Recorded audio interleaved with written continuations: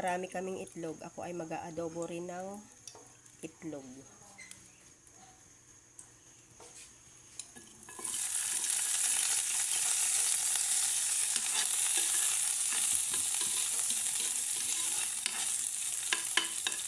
Gigisa muna ako ng sibuyas bawang.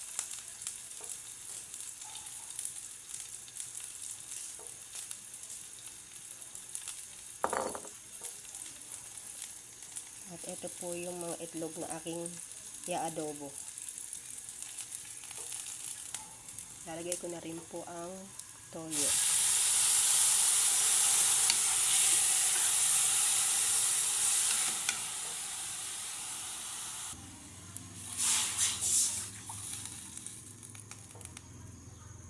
Lalagay ko na rin po itong mga itlog.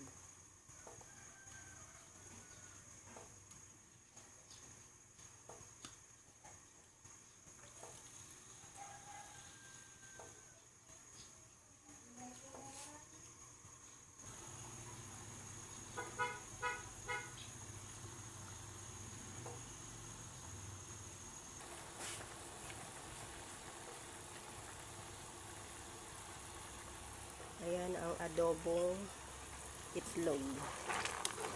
Lagyan ko rin siya ng sili para pampabango.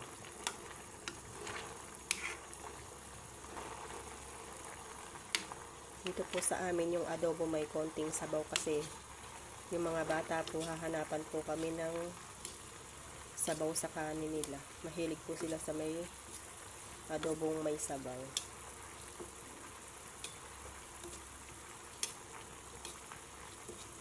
Kaya hindi ko po siya patutuyan at ako hahanapan po nila ako ng sabaw. Dahil sabaw lang ulam na.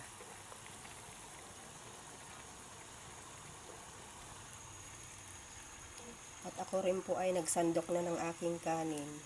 Ako po ay kakain na.